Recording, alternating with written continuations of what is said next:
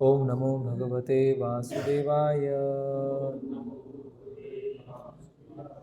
ओम नमो भगवते वासुदेवाय। ओम नमो भगवते वासुदेवाय। श्रीमद् भागवतम स्कंद 4 अध्याय 17। महाराज पृथु का पृथ्वी पर कुपित होना। श्लोक क्रमांक 31। यह एतत् आदौ आसजत चर अचरम स्वमायया आत्म आश्रयः वितर्कयः तया एव सः अयं किल गोप्तुम उद्यतः कथं नु माम धर्मपरः जिघांसति या एतदादावसजश्चराचरम्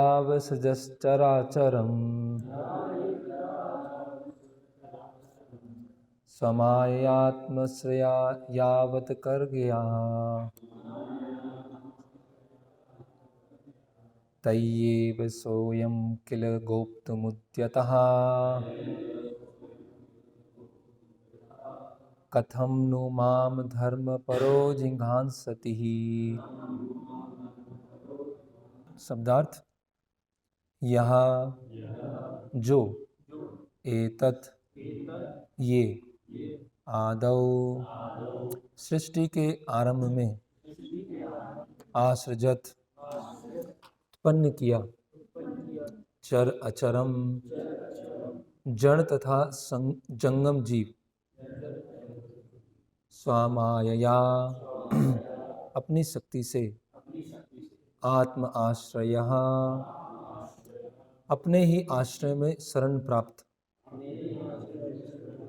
वितर्कयः अकल्पनीय, तया उसी माया से, एवं निश्चय ही, सह वह, अयम यह राजा, किला निश्चय ही, गोप्तुम उद्यतः शरण देने के लिए तैयार, कथम कैसे, नु तब, माम मुझको, धर्मपरः धर्मपालक, जिघांसति मारने की इच्छा करता है। अनुवाद एवं तात्पर्य कृष्ण कृपा मूर्ति अभय चरणारविंद भक्ति वेदांत स्वामी श्रील प्रभुपाद जी द्वारा अनुवाद। भूमि देवी जो भगवान के अवतार हैं पृथु महाराज, उनको संबोधित कर रही हैं। आपने सृष्टि के प्रारंभ में अपनी अकल्पनीय शक्ति से इन समस्त जड़ तथा चेतन जीवों को उत्पन्न किया है। अब आप उसी शक्ति से जीवात्माओं की रक्षा करने के लिए उद्यत हैं। आप धर्म के नियमों के परम रक्षक हैं। आप मुझ गो रूप को मारने के लिए इतने उत्सुक क्यों हैं? तात्पर्य। पृथ्वी तर्क करती है कि इसमें संदेह नहीं है कि जो सृष्टि करता है वह अपनी इच्छा से संहार भी कर सकता है। पृथ्वी प्रश्न करती है कि जब भगवान हर एक प्राणी को शरण देने के लिए तैयार रहते हैं तो फिर आप उसे क्यों मारना चाह रहे हैं?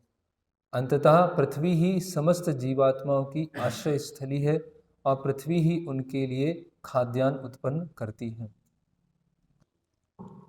यहाँ पर पृथ्वी देवी जो है, भूमि देवी, गौ माता के रूप में आए हैं और पृथु महाराज से प्रार्थना कर रहे हैं। तो पृथु महाराज ने जब देखा कि पृथ्वी ने सभी संसाधनों को अपने अंदर समेट के रख लिया है और किसी भी तरह की जो भौतिक आवश्यकताएं हैं वो पूरी नहीं हो रही हैं, तो पृथु महाराज को क्रोध आता है। और पृथु महाराज को जब क्रोध आता है तो भूमि देवी को दंड देने के लिए वो उद्यत हो जाते हैं, तैयार हो जाते हैं। तो भूमि देवी वहाँ पर पृथु महाराज की शरणागति ले लेती है, सरेंडर हो जाती हैं। और उसके पश्चात पृथु महाराज का जो क्रोध है वो धीरे धीरे शांत हो, इसके लिए भूमि देवी यहाँ पर प्रार्थनाएं कर रही हैं। तो यहाँ पर भूमि देवी ने एक तो पृथु महाराज की शरणागति लिया और उनसे सुरक्षा की याचना कर रही है, प्रोटेक्शन की याचना कर रही है ना, क्योंकि पृथु महाराज उनको दंड देने वाले हैं। तो यहाँ तर्क कर रही है पृथ्वी देवी कि हालांकि ये निश्चित है कि अगर किसी व्यक्ति ने कुछ सृष्टि की है तो उसको वो उसका संहार भी कर सकता है।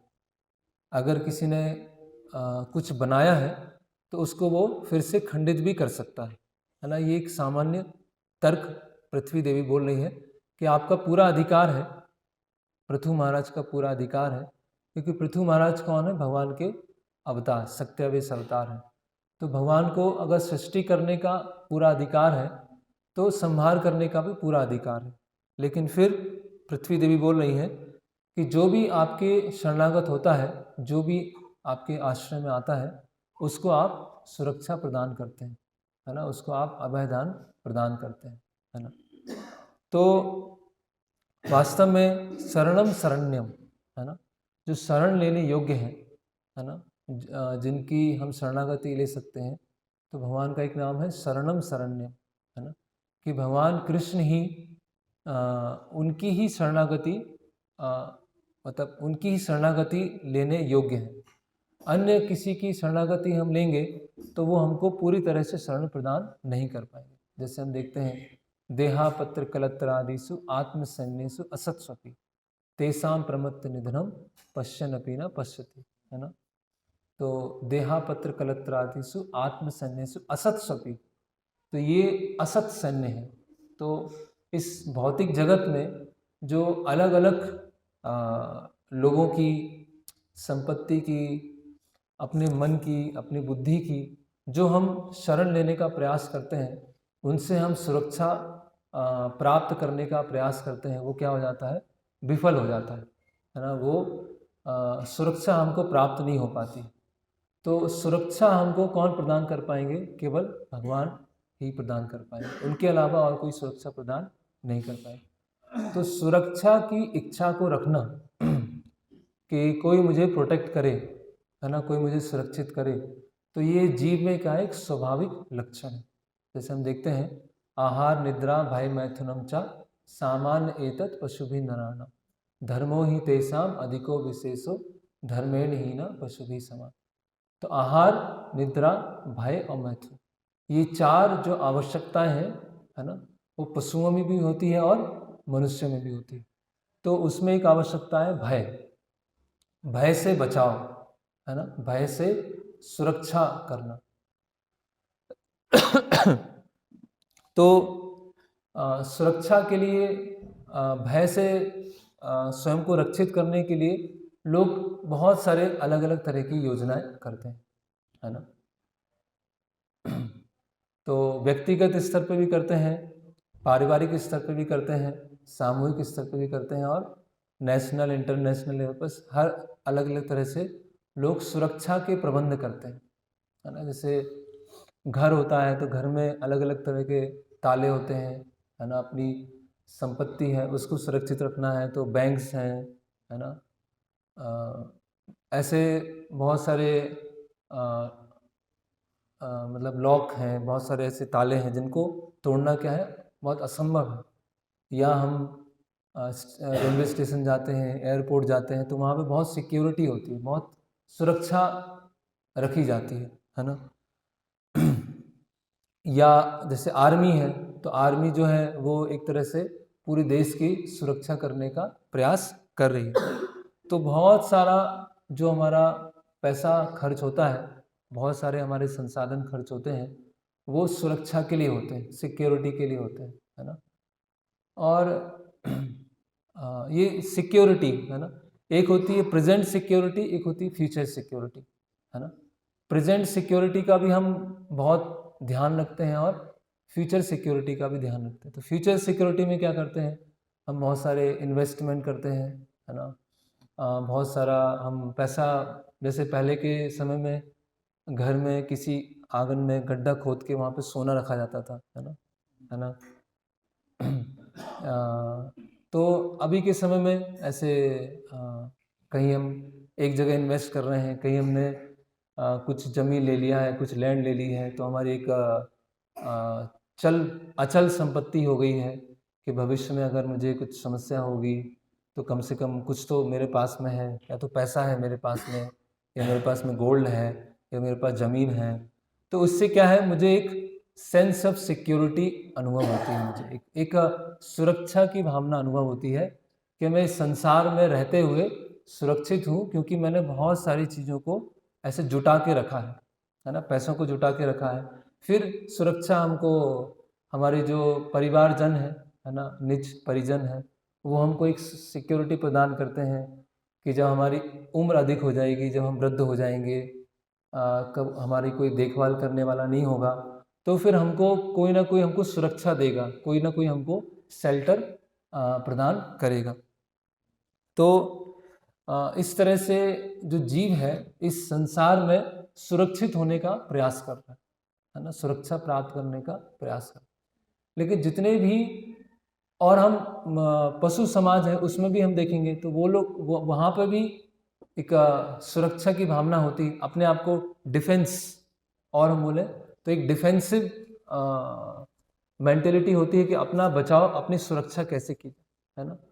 तो ऐसे बहुत सारे डिफेंसिव मेजर्स होते हैं जिससे पशु अपने आप को बचा के रखते हैं। सर्दियां हैं, है ना, तो कुछ पशुओं के शरीर में ऐसा एक फैट जमा हो जाता है जिससे उनको फिर सर्दी नहीं लगती, या उनके जो शरीर के बाल होते हैं वो उनको शीत ऋतु से बचाते हैं, या उनके दांत ऐसे खूंखार दांत होते हैं, या उनके नाखून ऐसे होते हैं जिससे वो अपने आप की सुरक्षा रखते हैं। तो सुरक्षित रहने की जो टेंडेंसी है, जो सोच है, वो सब में होती है, चाहे वो पशु है या मनुष्य है। तो मनुष्यों का जो करने का तरीका होगा वो थोड़ा एक अलग स्तर पे होगा, और पशुओं को करने का तरीका होगा वो एक अलग स्तर पे होगा।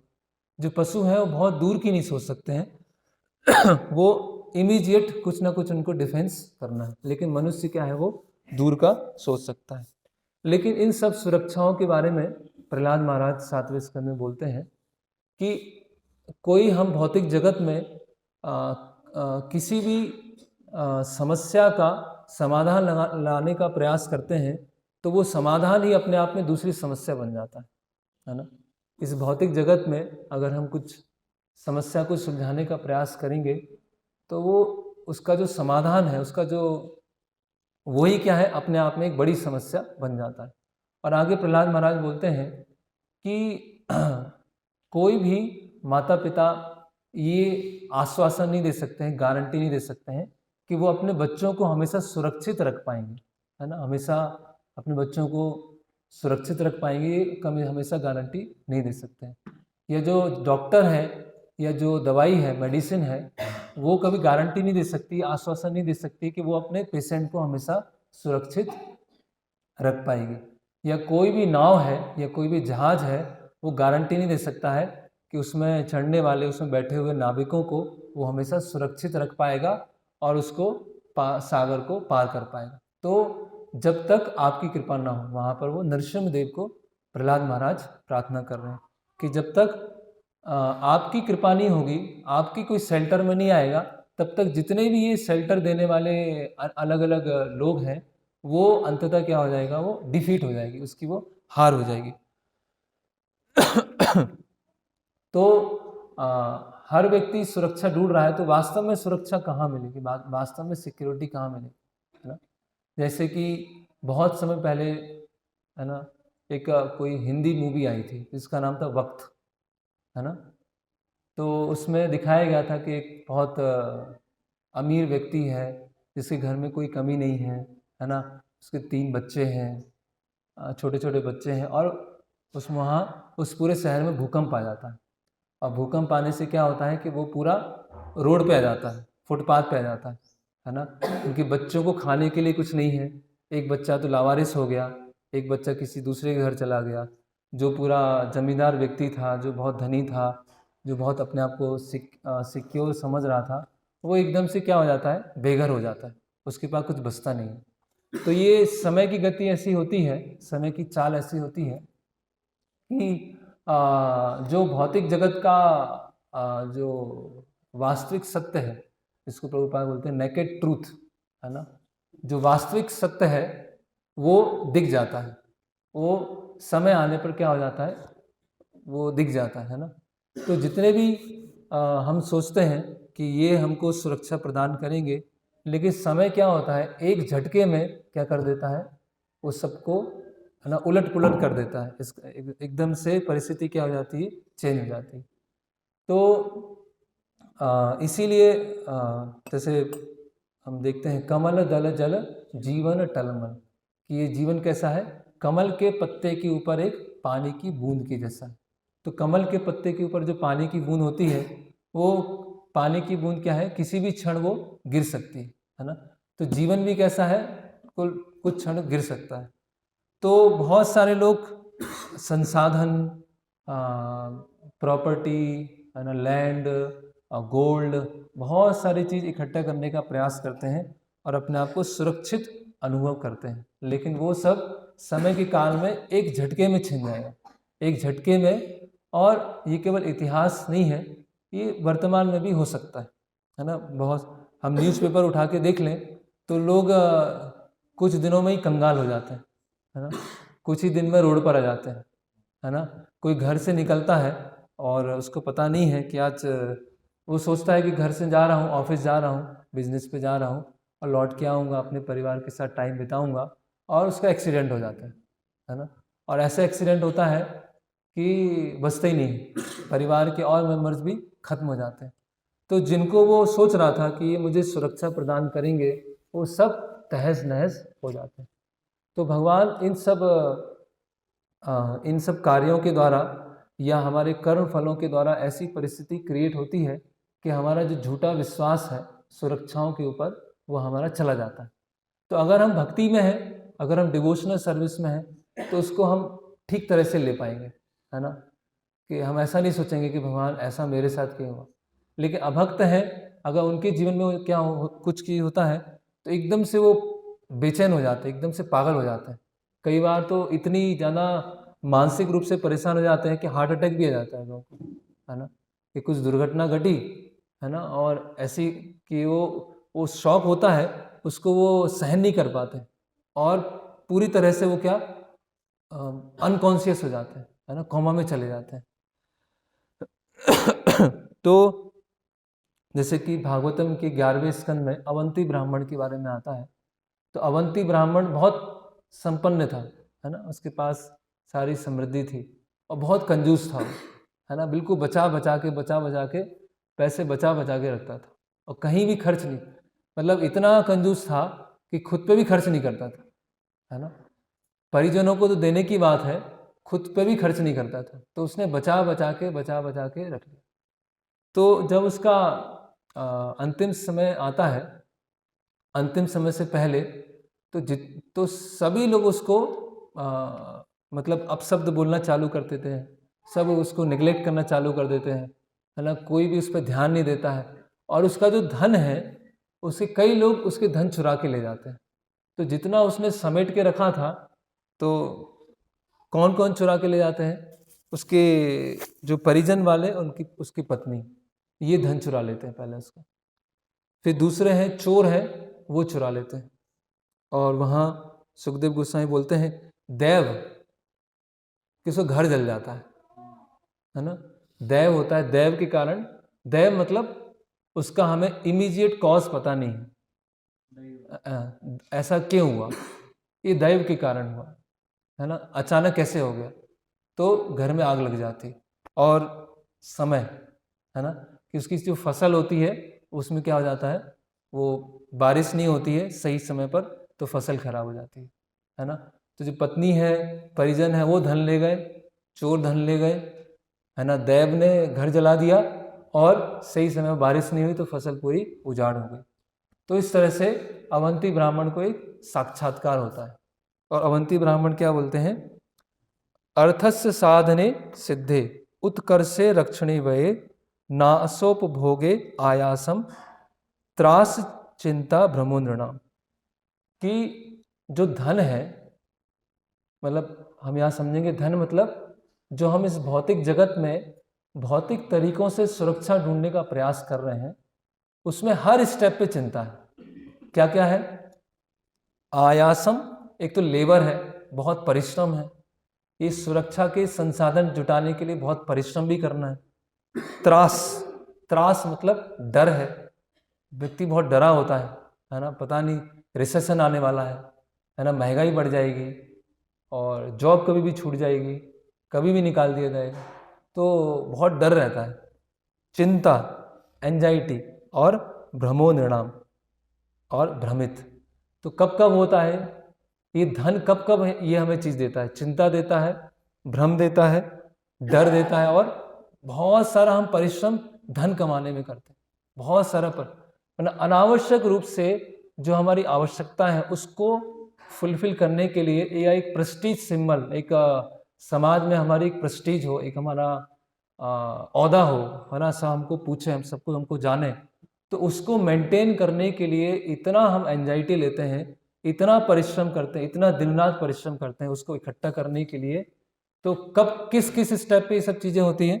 तो अवंती ब्राह्मण बोलते हैं अर्थस्य साधने, साधने मतलब धन कमाने में, धन कमाने में चिंता होती है। सिद्धे, उसको व्यय करने में, है ना, पहले कमाने में चिंता, कमाने में डर, और उसको व्यय करने में डर। उत्कर्षे, उसको बढ़ाने में, रक्षणे, उसको सुरक्षित रखने में, व्यय, और उसको खर्च करने में। नासोपभोगे, और जब वो नष्ट हो जाता है तब चिंता होती है। और उपभोगे मतलब अगर उसको व्यय करके एंजॉय करना है तो चिंता होती है। तो 7 स्टेप बता रहे हैं अवंती ब्राह्मण कि यहाँ यहाँ डर होता है, चिंता होती है, भ्रमित होता है, और बहुत सारा लेबर जाता है, बहुत सारा परिश्रम जाता है। किसमें? कमाने में, उसको खर्च करने में, उसको बढ़ाने में, उसको सुरक्षित करने में, है ना, अगर वो खर्च खत्म हो जाए तो उसकी चिंता होती है, और सिद्धे, कुछ प्राप्त करने में। तो इसीलिए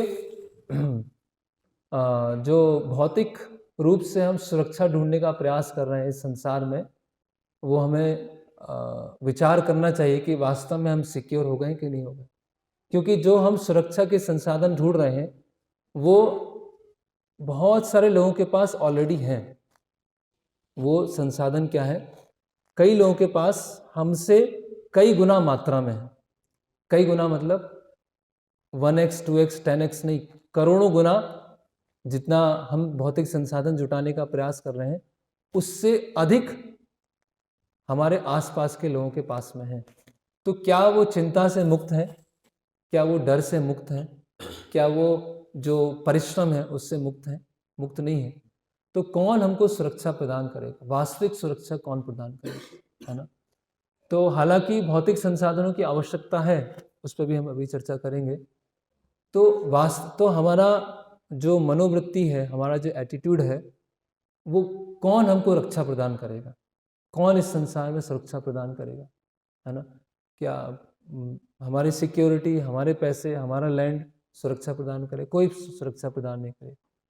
तो इसीलिए शरणागति का एक अंग है अवश्य रक्षी वो कृष्ण विश्वास पालन, है ना, कि कृष्ण हमारी हमेशा रक्षा करेंगे, कृष्ण हमारी हमेशा सुरक्षा करेंगे, इसमें विश्वास होना।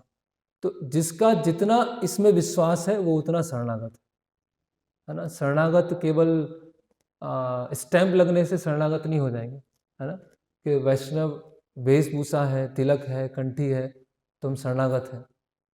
हालांकि वो शरणागति का एक बाहरी लक्षण है कि ये सब हम चीज़ें धारण करते हैं, लेकिन एक बाह्य लक्षण होते हैं और एक आंतरिक लक्षण होते हैं। तो आंतरिक लक्षण है उसको विकसित करने की आवश्यकता है। तो जितना हमारा भगवान की सुरक्षा के ऊपर विश्वास होगा उतना हम भक्ति में आगे बढ़ पाएंगे। और वो केवल बोलने से नहीं होगा या केवल सोचने से नहीं होगा, वो हमारे व्यवहारिक जीवन में दिखेगा। अगर वो हमारे व्यवहारिक जीवन में दिख नहीं रहा है कि कृष्ण ही हमको सुरक्षा प्रदान करने वाले हैं, तो केवल बोलने से या सोचने से हम शरणागत नहीं हो जाएंगे, है ना। वो हमारे प्रैक्टिकल लाइफ में दिखना चाहिए। और प्रैक्टिकल लाइफ में कब दिखेगा वो उस पर हम चर्चा करेंगे। तो भगवान जो सुरक्षा प्रदान करते हैं वो कैसी होती है, जैसे भगवान भगवद गीता में बताते हैं, नेहा विक्रमो नासोस्ति प्रत्यवायो न विद्यते स्वल्पम अपि अस्य धर्मस्य त्रायते महतो भयात। कि जो भक्ति मार्ग है उस पर थोड़ी सी भी प्रगति करने पर, अल्प प्रगति करने पर त्रायतो महतो भयात, कि महान महान भय से हमें सुरक्षा करती, महान महान भय से हमारी रक्षा प्रदान करती। और भगवान भी भगवद गीता में आश्वासन देते हैं, है ना, कौनते हैं प्रति जानाति नामे भक्ता प्रणश्यते, कि कुंती पुत्र अर्जुन ये घोषणा कर दो कि मेरे भक्तों का कभी नाश नहीं होता। कौनते प्रति जानाति नामे भक्ता प्रणश्यते, प्रणश्यति मतलब कभी मेरा भक्त का नाश नहीं होता। तो ये भगवान की बातों पर, भगवान के जो निर्देश है उसमें हमें श्रद्धा होना चाहिए। अगर श्रद्धा नहीं है तो क्या होगा, है ना, असतधाना पुरुषा धर्मस्यास्य परंतपा अप्राप्त ना निवर्तन्ते मृत्यु संसार वर्तमान। कि जो इस भक्ति के रास्ते पर भगवान की सुरक्षा के ऊपर जिसको श्रद्धा नहीं होती है उसका पतन होता है। और पतन होने के बाद क्या होता है, मृत्यु संसार वर्तमनी। वो मृत्यु संसार में क्या है, उसकी साइकिल क्या होती है, घूमता रहता है, घूमता रहता है, घूमता रहता है ना। तो कभी कभी जब हम भक्ति जीवन में हमें कुछ समय बीतता है, आगे हम बढ़ते हैं, तो एक परिस्थिति ऐसी आती है, हमें ऐसा लगता है अगर हम भक्ति में प्रगति नहीं कर पा रहे हैं किसी भी कारण से, परिस्थितियां हैं, हृदय की दौर्बल्यता है, मन की कमजोरी है, या ऐसे हमारे सर्कमस्टेंसेस हैं, ऐसे हमारी जॉब है, कुछ भी कारण है, तो हम आध्यात्मिक रूप से प्रगति भी नहीं कर पा रहे हैं और भौतिक रूप से भी नहीं बढ़ पा रहे हैं, है ना। तो हमें क्या लगता है, ना हम इधर के रहे ना हम उधर के रहे, ना हम इधर के रहे ना उधर के रहे, है ना। ना हम भक्ति में प्रगति कर पा रहे हैं, जो हम लक्ष्य लेके आए थे वो प्रगति भी नहीं हो पा रही, क्योंकि इतने सारे चीज़ों में फंसे हुए, जंजाल में फंसे हुए हैं। और भक्ति करने के कारण एक स्तर पर भौतिक इच्छाएं भी थोड़ी कम हो गई है, आकांक्षाएं भी कम हो गई है, तो भौतिक प्रगति भी नहीं हो पा रही है। तो ना इधर के हैं ना उधर के, है ना, ऐसा। तो इस प्रश्न को अर्जुन जो है भगवान से 6ठे अध्याय में पूछते हैं। क्या पूछते हैं, अयति श्रद्धयोपेते योगाश्चलति मानसा अप्राप योग संसिद्धि काम गति कृष्ण गच्छति। तो अर्जुन भगवान से पूछ रहे हैं, अयति श्रद्धयोपेते, अयति मतलब अनसक्सेसफुल ट्रांसेंडेंटलिस्ट, कि जो इस दिव्य पथ में चल रहा है लेकिन क्या हो गया, असफल हो गया। चला वो भक्ति में बहुत उत्साह से आया, भक्ति में अच्छी से प्रगति कर रहा है, लेकिन असफल हो गया, आगे बढ़ नहीं पा रहा, गाड़ी आगे बढ़ नहीं पा रही। तो अयति श्रद्धयोपेते, योगा चलति मानसा, उसके मन की, उसके हृदय की कमजोरी की वजह से, उसकी भोग करने की वृत्ति से वो क्या हो गया, योगाश चलित मानसा, वो योग के पद से क्या हो गया, गिर चुका है ना। अप्राप्त योग समसिद्धि, योग की सिद्धि पे प्राप्त नहीं हो पाया, वो भक्ति की उसको सिद्धि नहीं मिल पाई, उसको कृष्ण प्रेम तक नहीं पहुंच पा रहा है, कृष्ण प्रेम तक नहीं पहुंच पाया। काम गति कृष्ण गच्छति, तो कृष्ण कृपया करके बताइए कि उसकी क्या गति होगी। तो बहुत संबंधित प्रश्न है, हम सबके लिए है ना। हम सबकी स्थिति ऐसे ही है, हम मन से बहुत वीक हैं, है ना, मन से बहुत कमज़ोर हैं, हृदय से बहुत कमज़ोर हैं, शरीर से बहुत कमज़ोर हैं, और परिस्थितियाँ भी बहुत प्रतिकूल हैं, और भक्ति करने का क्या कर रहे हैं, प्रयास कर रहे हैं। जो हम डिटर्मिनेशन लेके चलते हैं, वो जैसे होता है ना, स्कूल कॉलेज में जो स्टूडेंट होते हैं टाइम टेबल बनाते हैं, है ना, एकदम cut to cut time table बनाते हैं, 24 घंटे में हम ये करेंगे, है ना, और दूसरे तीसरे दिन ही वो तोड़ देते हैं उसको, वो ज़्यादा चल नहीं पाता है। तो जितने भी हम व्रत लेते हैं, जितने भी वॉज लेते हैं कि हम ये करेंगे ये करेंगे ये करेंगे, लेकिन हम कर नहीं पाते, है ना। तो फिर हमारी क्या गति होगी, योगास चलते मानस, है ना, काम गति कृष्ण गच्छति। तो वहाँ पे फिर अर्जुन बताते हैं कि जैसे कि एक बहुत बड़ा बादल है, बहुत बड़ा बादल है ना, उस बहुत बड़े बादल के समूह में से छोटा सा बादल टूट गया है ना। छोटा सा बादल क्या है, वो अभी टूट गया। अभी ये टूटा हुआ बादल है, वो क्या हो गया, वो बहुत बड़े बादल के समूह से जुड़ा नहीं है, ठीक है, और वो छिन्न भिन्न हो गया है ना। तो छिन्न भिन्न हो गया, तो ऐसे ही आयति श्रद्धयोपेते, ऐसे ही हम सबकी स्थिति हो सकती है ना, कि अभी ना तो जो भक्ति है उसमें इतना आनंद आ पा रहा है, ऐसा नहीं भक्ति में आनंद नहीं है ना, ना हमको भौतिक जगत में भोग करने की एक तरह से इच्छा हो रही, तो क्या होगा, बीच में लटक गए हम, है ना, बीच में लटके हुए है ना। तो उसमें क्या स्थिति होगी, है ना।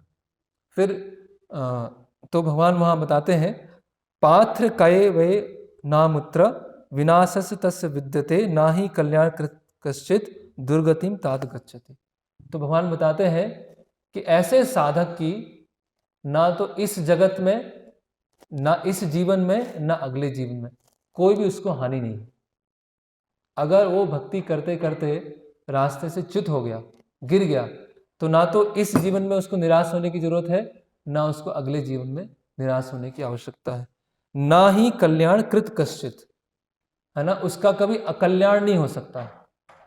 दुर्गतिम ताद गच्छति, है ना, कभी उसकी दुर्गति नहीं होगी, कभी उसकी अकल्याण नहीं होगा। तो जितना भी उसने किया है, जितने भी रास्ते पर आया है, और फिर किसी भी कारण से वो भक्ति के रास्ते में क्या हो गया, या तो गिर गया है या एक जगह जाके फिक्स हो गया है ना, एक जगह जाके फिक्स हो गया, ना वो आगे बढ़ रहा है ना पीछे जा रहा है। और जनरली अगर आगे नहीं बढ़ते हैं तो क्या हो जाता है, पीछे ही जाते हैं, है ना। ये क्या है, कृष्णा कॉन्शियस मूवमेंट है, मूवमेंट मतलब चलते रहता है, ये रुकी हुई चीज नहीं है, स्टैटिक नहीं है, डायनेमिक है। या तो हम ऊपर जाएंगे या नीचे जाएंगे, एक जगह रुक नहीं सकते हैं। तो अधिकतर ऊपर नहीं जाते हैं तो धीरे धीरे नीचे जाना चालू करते हैं। तो इसमें भी कोई ह्रास नहीं है, उसमें भी कोई हानि नहीं है। जैसे भगवान नारद मुनि बताते हैं व्यास देव जी को, त्यक्ता स्वधर्मम चरणाम भुजम हरे, कि अगर किसी ने सभी तरह के स्वधर्म किए हैं, सारे भौतिक कर्तव्य किए हैं, लेकिन भगवान की सेवा नहीं किया है, तो उसको जीवन में क्या लाभ हुआ, कोई भी लाभ नहीं हुआ। और अगर उसने सारे भौतिक कर्तव्यों को त्याग कर भक्ति किया, और भक्ति करने के पश्चात वो रास्ते से गिर गया, तो उसकी कोई हानि नहीं। तो यहाँ पर नारद मुनि स्वधर्म को छोड़ने के लिए नहीं बोल रहे हैं, भौतिक कर्तव्यों को छोड़ने के लिए नहीं बोल रहे हैं, लेकिन नारद मुनि एक्सट्रीम समझा रहे हैं कि अगर इन केस अगर किसी ने भौतिक कर्तव्यों को छोड़ भी दिया और आध्यात्मिक रास्ते में उसको सिद्धि प्राप्त नहीं हो पाई, तो भी कोई हानि नहीं है, तो भी क्या है, वो उसकी भक्ति क्या है, सुरक्षित है। तो इसीलिए वास्तव में जो हमको सुरक्षा प्रदान करेंगे वो भगवान की सेवा है, वो हमको सुरक्षा प्रदान करेगा। तो क्या क्या चीजें हैं जो हमको सुरक्षा प्रदान कर सकती है। तो पहले तो हमने समझा कि भौतिक सुरक्षा जैसा कुछ है ही नहीं, मटेरियली सिक्योर जैसा कोई वर्ड एग्जिस्ट नहीं करता है, कोई भौतिक रूप से कोई सुरक्षित नहीं हो सकता है, ठीक है। तो हमें वास्तविक सुरक्षा कैसे प्राप्त होगी, तो श्रील प्रभुपाद जी अलग अलग जगह पर ये समझाते हैं कि आध्यात्मिक रूप से हम सुरक्षित कैसे रह सकते हैं, भक्ति हमारी कैसे सुरक्षित रह सकती है। तो प्रभुपाद जी के कई पत्र हैं, कई लेटर्स हैं, जिससे प्रभुपाद बताते हैं कि हमको कैसे आध्यात्मिक रूप से बल मिल सकता है और आध्यात्मिक रूप से सुरक्षा मिल सकती है। तो प्रभुपाद जी इसमें जो मॉर्निंग प्रोग्राम है उसमें बहुत जोर देते हैं, है ना। तो सुबह का जो प्रोग्राम है, अगर हम सुबह जल्दी उठकर मंगला आरती अटेंड कर रहे हैं, जप कर रहे हैं और क्लास सुन रहे हैं, है ना, उसके पश्चात जो मंदिर में रहने वाले भक्त हैं वो अपनी सेवाओं में हैं, जो जॉब करते हैं या बिजनेस करते हैं वो उसमें जा रहे हैं, तो अगर हमने बहुत ही अच्छे से सॉलिड तरीके से मॉर्निंग प्रोग्राम अटेंड किया है, तो हम आध्यात्मिक रूप से क्या रहेंगे, सुरक्षित रहेंगे। जब हम इस भौतिक जगत में जाएंगे, या तो कोई प्रचार करने के लिए जा रहा है या अपना कोई जॉब या बिजनेस के लिए जा रहा है, तो वो माया के प्रलोभन से प्रभावित नहीं होगा, है ना। अगर हम मॉर्निंग प्रोग्राम हमारा अच्छा नहीं है, मॉर्निंग प्रोग्राम में हम हमारी एक हैबिट हो गई है सोने की या सो जाने की या अपनी आदत से दूसरों को सुलाने की, है ना, तो क्या हो जाएगा, हम क्या है, बहुत बहुत डेंजरस सिचुएशन में। तो इवन प्रभुपाद जी ने ऐसे पर्सनल एक कन्वर्सेशन में कहा था कि कुछ समय बताया था कि 12 साल या 14 ऐसा कुछ समय बताया है कि अगर कोई इतने वर्ष तक 14 साल या 12 साल तक, है ना, लगातार मॉर्निंग प्रोग्राम बिना मिस किए करता है तो वो जो वाणी बोलेगा वो सत्य हो जाएगा। अगर कुछ वर्ष बताए हैं, एग्जैक्टली मुझे याद नहीं है। तो ये जो सुबह का प्रोग्राम है, और प्रभुपाद जी कई बार अपने पत्रों में ये बताते हैं, है ना, आप मुझसे कृपा मांग रहे हैं, है ना, आप मुझसे ब्लेसिंग्स मांग रहे हैं, तो मेरी कृपा और मेरी ब्लेसिंग क्या है कि आप अच्छे से मॉर्निंग प्रोग्राम कीजिए। अगर वो मॉर्निंग प्रोग्राम करेंगे तो हम सही चेतना में होंगे, और सही चेतना में होंगे तो हमारे जीवन में कुछ विपत्ति आएगी भी तो हम सही से हैंडल कर पाएंगे उसको हम सही तरह से देख पाएंगे, है ना। देखिए, जो जैसे कि संसार को हम रोक नहीं रख सकते हैं, संसार के लोगों को नहीं रोक सकते हैं, परिस्थितियों को हम रोक नहीं सकते हैं। जो आएगा दैववश वो तो आने ही वाला है, लेकिन अपनी चेतना को तो सही कर सकते हैं, हम कृष्ण भावनामृत में रह सकते हैं, तो संसार का तो फ्लो चलेगा, है ना। जैसे एक व्यक्ति समुद्र में है और समुद्र के गोते खा रहा है, ऊपर नीचे ऊपर नीचे ऊपर नीचे हो रहा है, तो समुद्र के प्रभाव को नहीं रोक सकता। ऐसा नहीं कर सकता कि समुद्र सूख जाए, समुद्र की लहरें रुक जाए, लेकिन अपने आप को वो सिक्योर कर सकता है। तो पहला है कि जो मॉर्निंग प्रोग्राम है उसके द्वारा हम आध्यात्मिक रूप से सुरक्षित रह सकते हैं। दूसरा है साधु संग। जैसे कि चेतन महाप्रभु बताते हैं, साधु संग क्या है, एक फेंसिंग की तरह है ना। फेंसिंग क्या बोलेंगे, फेंसिंग, बाढ़, है ना। तो जो हमारा भक्ति लता रूपी पेड़ है, भक्ति वृक्ष है, भक्ति लता है, उसको सुरक्षित करने के लिए क्या है, साधु संग की आवश्यकता है। अगर साधु संग में नहीं है, वो बाढ़ नहीं है, वो फेंसिंग नहीं है, तो क्या होगा, हम असुरक्षित हो जाएंगे। फिर है उच्च स्वाद, हायर टेस्ट, विषया विनिवर्तन्ते निराहारस्य देहिन रस वर्जम रसोप्यस्य परम दृष्टवा निवर्तते। अगर उच्च स्वाद है तो निम्न स्वाद से बचे रहेंगे। हमको इस संसार में कौन कौन हमको पकड़ लेता है, कौन फंसा के रखता है, कौन प्रलोभन देता है, वह निम्न स्वाद, है ना। निम्न स्वाद ही है ना, निम्न डिजायर्स, है ना, लोअर डिजायर्स। तो हमारी जो लोअर डिजायर्स है, अगर हमको उच्च स्वाद है और हमारे अंदर लोअर डिजायर आई, एकदम से अचानक से आई, तो क्या करेंगे हम, मुझे उस पर क्रियान्वयन नहीं करना है ना, मुझे उससे लेना देना नहीं है। जैसे कि किसी के पास पर्याप्त रूप से भौतिक संसाधन है ना, दैववश या पूर्वजों से उसको मिला है ना, तो उसको अन्य लोगों का ऐश्वर्य देखकर इच्छा होगी कि मुझे यहाँ तक पहुँचना है, मुझे इतना बढ़ाना है, लेकिन उसको हायर टेस्ट मिल रहा है, भक्ति का उच्च स्वाद मिल रहा है, तो वो संतुष्ट रहेगा। मुझे आवश्यकता नहीं है ये सब इतना भागदौड़ करने की मुझे आवश्यकता नहीं है। तो जो उच्च स्वाद है वो हमको बचा के रखेगा। अगर हमें भक्ति में उच्च स्वाद नहीं आ रहा है तो फिर क्या होगा कि जो छोटी छोटी जो निम्न हमारी इच्छाएं हैं वो हमको पकड़ लेंगी, और पकड़ के क्या करेंगी, हमको खींचते रहेंगे खींचते रहेंगे खींचते रहेंगे, और फिर हमारा पतन हो जाएगा, है ना। तो और क्या हमको बचा के रखेंगे, साक्षात्कार। भक्ति में जो हमें साक्षात्कार है वो हमको बचा के रखे। तो भक्ति केवल एक मैकेनिकल प्रोसेस नहीं है ना, कि सारी हम क्रियाएं करते जा रहे हैं करते जा रहे हैं करते जा रहे हैं, और जो हमें भक्ति में साक्षात्कार है ना। तो रूप रघुनाथ स्वामी महाराज एक बार आए थे, तो उन्होंने ये स्टेटमेंट बताया था कि रियलाइजेशन विल प्रोटेक्ट अस, कि साक्षात्कार है वो हमको हमारी सुरक्षा करेंगे।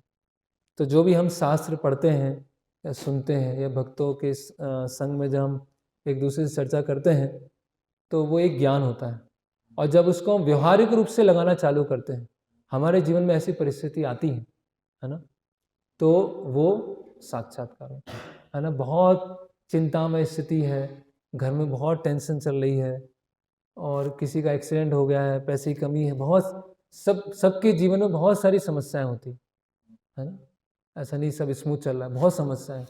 लेकिन अगर हमें शास्त्रों का साक्षात्कार है, दुखालयम अशाश्वतम, अगर यही साक्षात्कार हो गया हमको, दुखालयम है, आने ही वाला है, कुछ भी कर लो, कितने भी प्लान कर लो, दुख आने ही वाला है, तो हम परेशान नहीं होंगे। भाई आप सुख को क्यों अपेक्षा कर रहे हो, आप सुख की एक्सपेक्टेशन क्यों लगा के रखे हो? इसका मतलब आपको दुखालयम का साक्षात्कार नहीं है। और अशाश्वतम, संसार अशाश्वत है, और मैं जिस प्रॉब्लम में हूं वो भी टेम्परेरी है। ऐसे नहीं कि मेरी प्रॉब्लम बहुत ऐसी है कि शाश्वत समय तक चलने वाली है, हमेशा मेरी प्रॉब्लम चलने वाली। मेरी जो अभी की जो समस्या है वो भी टेम्परेरी है, और जो दुख मुझे आ रहा है वो आने ही वाला है, उसमें हम कोई रोक नहीं सकते, वो संसार की प्रकृति है। तो अगर हमें ये बहुत बेसिक चीज़ है, कोई बहुत हायर नहीं कि भगवान का मुख कमल के समान है, भगवान बांसुरी बजाते हैं, भगवान त्रिभंग रूप में खड़े होते हैं, अभी ये साक्षात तो बहुत दूर की बात है। अभी जो बेसिक है, सुख दुख में संभाव होना है, मान अपमान में संभाव होना है ना, दुख आने पर अपेक्षा नहीं करना है कि मुझे सुख मिलेगा, सब टेम्परेरी है। तो अगर ये साक्षात्कार है तो हमको ये बचा के रखेगा, ये हमको भक्ति में सुरक्षा प्रदान करेगा। और साक्षात्कार नहीं है तो थोड़ा बहुत दुख आएगा तो बह जाएंगे। फिर भक्ति विनोद ठाकुर एक गीत में लिखते हैं कि भगवान आप मुझे भगवान के नाम में, भगवान की कथा में रुचि दीजिए, और भगवान के नाम में और भगवान की कथा में रुचि आएगी, उससे मैं इस संसार के प्रलोभन से बच के रहूंगा। तो भगवान के नाम में रुचि है ना, और भगवान की कथा में रुचि है, तो उससे क्या होगा कि वो रुचि आएगी तो संसार में इंटरेस्ट नहीं जाएगा, कहीं ना कहीं तो इंटरेस्ट जाएगा, कहीं ना कहीं तो रुचि होगी, है ना। या तो भगवत सेवा में, भगवान के नाम में, प्रचार में रुचि हो, या नहीं संसार के भोग करने में रुचि हो, तो कहीं ना कहीं तो रुचि आएगी। तो कहाँ हमारी रुचि जा रही है, कहाँ हमारा टेस्ट जा रहा है, वो हमें सोचना चाहिए, वो हमें ध्यान चाहिए। क्या हमारा आराम, हमारे आराम में रुचि है, या हमारे आराम में टेस्ट है हमारा, या भगवान के लिए कुछ अपने कंफर्ट को छोड़कर सैक्रिफाइस करना, भगवान के लिए सेवा करना, उसमें रुचि है। तो जैसी हमारी रुचि होगी, जैसा हमारा टेस्ट होगा, उसी के अनुसार हम ढल जाएंगे, उसी के अनुसार हमारा डायरेक्शन बन जाएगा। तो इस तरह से भगवान हमें सुरक्षा प्रदान करते हैं। और कैसे सुरक्षा प्रदान करते हैं? अगर हम भगवान के लिए सेवा करने का प्रयास करते हैं और उन सेवाओं में फिर हम अपने कंफर्ट से निकलकर रिस्क लेते हैं, है ना, उन सेवाओं में हम अपने आप को एक्सटेंड करने का प्रयास करते हैं। जैसे श्रील प्रभुपाद जी बताते हैं कि जैसे पुस्तक वितरण करना है ना, तो प्रभुपाद जी बताते हैं कि जो पुस्तक वितरण करने वाले भक्त हैं, जब वो पुस्तक वितरण करने जाते हैं तो अकेले नहीं है, पंच तत्व उनके साथ में है ना। तो जब वो पुस्तक वितरण कर रहे हैं, लोगों को पुस्तकें दिखा रहे हैं, ग्रंथ दिखा रहे हैं, तो ऐसा नहीं कि वो वहाँ पर अकेले हैं, पूरा पंच तत्व उनके साथ में खड़े हुए, वो उनको सुरक्षा प्रदान कर रहे हैं। लेकिन वो हमको एक स्तर का साक्षात्कार होना चाहिए। और एक श्रील भक्ति सिद्धांत सरस्वती ठाकुर, उनके जीवन का एक प्रसंग है।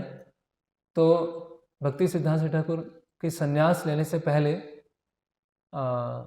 जब वो ब्रह्मचारी आश्रम में थे, है ना, तो उनके दो गुरु थे, है ना, गौर किशोर दास बाबा जी महाराज और भक्ति विनोद ठाकुर। तो दोनों का ही तिरोभाव हो गया, है ना। तो वो अपने आप को बहुत अकेला अनुभव करने लगे कि अभी मैं किसको बताऊंगा, कौन मेरे प्रचार को देख के प्रसन्न होगा, किसको मैं रिपोर्ट दिया करूंगा, ये मैंने सेवा किया है, किसके पास मैं ले जाऊंगा, कौन मुझे डांटेगा, कौन मुझे करेक्ट करेगा। अभी दोनों ही गुरु मेरे साथ में नहीं है, एक फिजिकली मेरे साथ में नहीं है।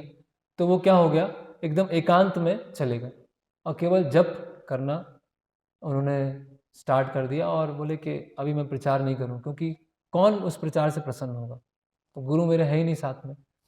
तो एक बार भक्ति सिद्धांत ठाकुर रात्रि में विश्राम कर रहे थे और उनको स्वप्न आता है, और स्वप्न में वो देखते हैं कि पंच तत्व है, चैतन्य महाप्रभु है, पूरी गुरु शिष्य परंपरा है, भक्ति विनोद ठाकुर है, गौर किशोर दास बाबा जी महाराज है, चैतन्य महाप्रभु से लेकर भक्ति विनोद ठाकुर तक सभी लोग उनके स्वप्न में आते हैं, सब एक साथ खड़े हुए हैं और बोलते हैं कि आप अकेले नहीं हैं, हम सब आपके साथ में हैं।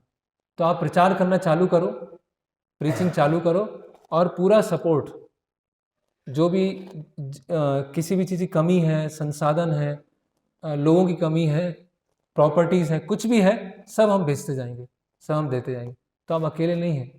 तो इस तरह से जब हम भगवान के लिए सेवा करने का प्रयास करते हैं किसी भी स्तर पर, चाहे वो ब्रह्मचारी है, चाहे वो गृहस्थ है, किसी भी स्तर पर अपने कंफर्ट से निकलकर जब भगवान के लिए रिस्क लेना चालू करते हैं, तो ये हम अनुभव करेंगे अपने जीवन में कि भगवान की सुरक्षा आ रही है, भगवान हमको प्रोटेक्शन प्रदान कर रहे हैं।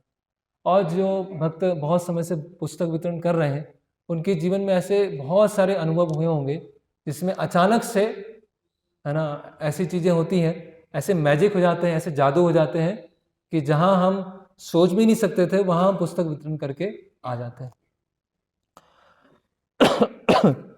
तो कैसे भगवान की हमको सुरक्षा की एक हमें ग्लिम्स मिलता है, एक झलक मिलती है। तो एक बार व्यक्तिगत उदाहरण इसीलिए दे रहा हूँ केवल समझाने के लिए, ऐसा नहीं कि भगवान का कोई इंटरवेंशन है, केवल एक कैसे भगवान पुस्तक वितरण करते समय सुरक्षा प्रदान करते हैं।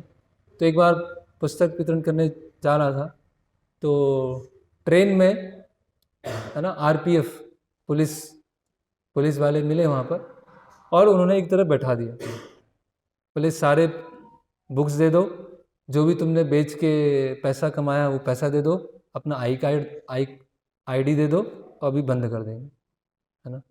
तो को बोला कि यहाँ पर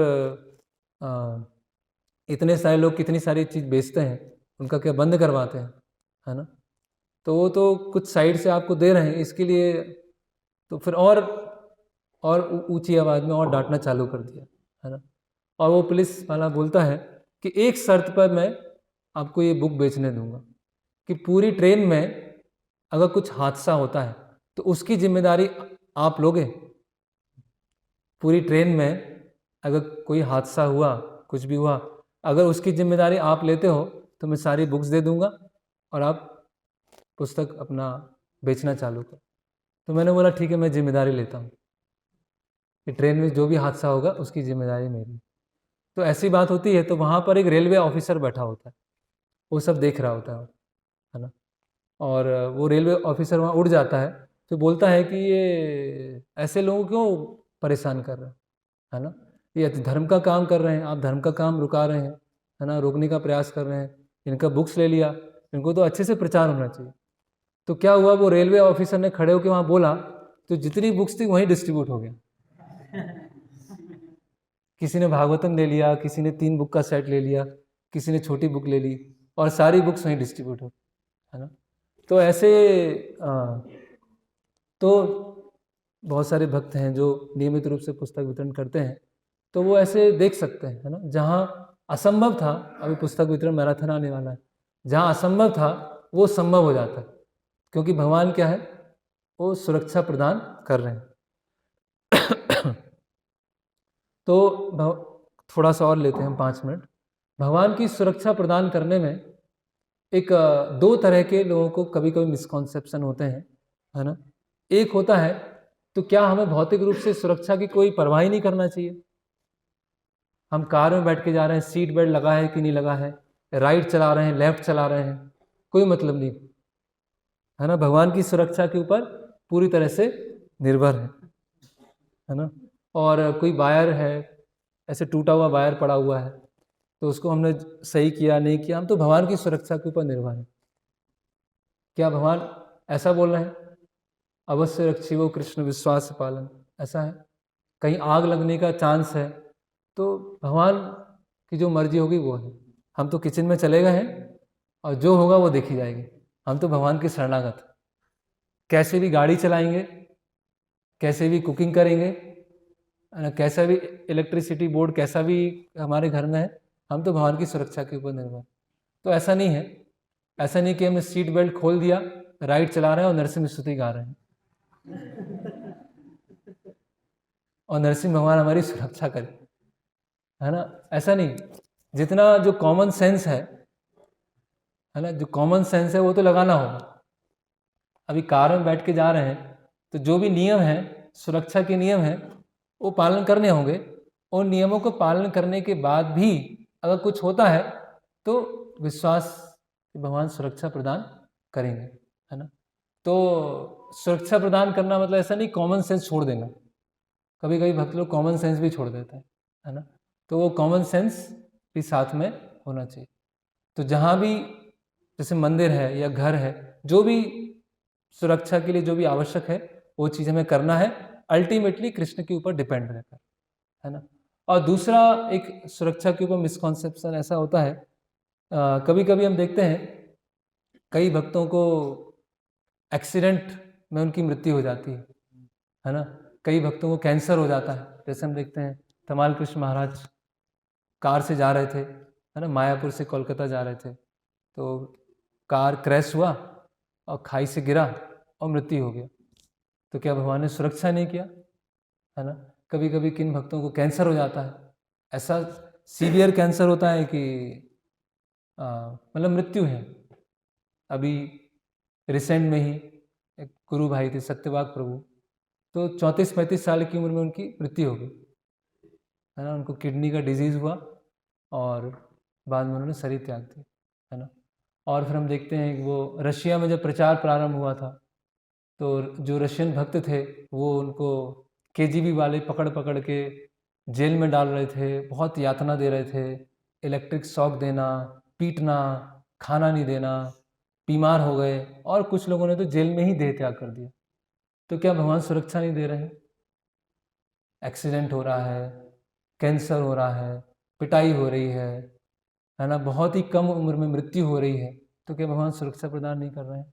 इससे हमें डाउट आ सकता है और कभी कभी डाउट आता भी है, क्योंकि यही तो श्रद्धा का टेस्टिंग है हमारा कि भगवान सुरक्षा देते हैं कि नहीं।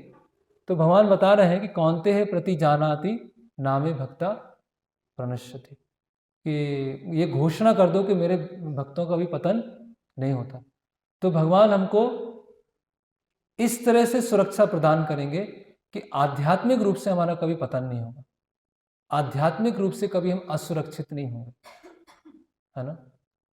हो सकता है कि भौतिक दृष्टिकोण से देखने पर हम किसी की असामयिक मृत्यु हुई, एक्सीडेंट में मृत्यु हुआ, लेकिन भगवान का स्मरण आना, है ना, मृत्यु यम यम वापी स्मरण भावम तजंते अंते कलेवर। तो भगवान का स्मरण आना भक्तों के बीच में, कीर्तन के बीच में भगवान का स्मरण करते हुए देह त्याग करना, वो भगवान की सुरक्षा, वो भगवान की सुरक्षा है ना।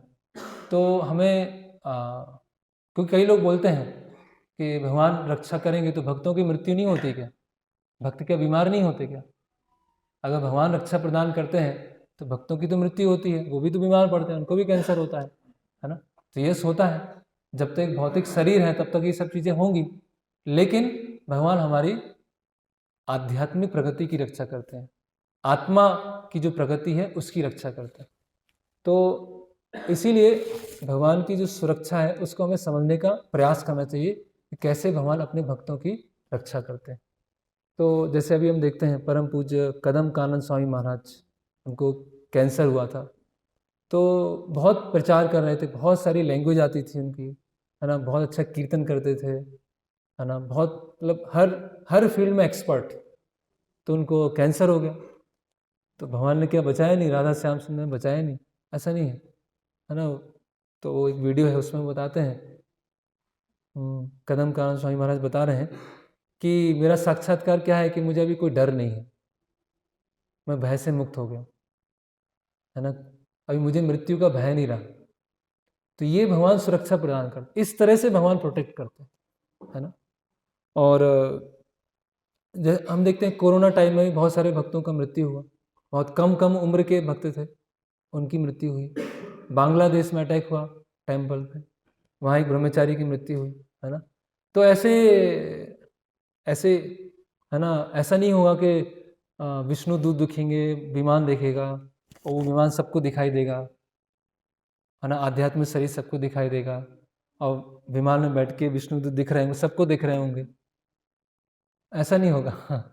भगवान हमारी सुरक्षा करेंगे। और हम देखते हैं ऐसा ऐसा जो इंसिडेंट है अभी, दीपावली कल है वैष्णव कैलेंडर के अनुसार।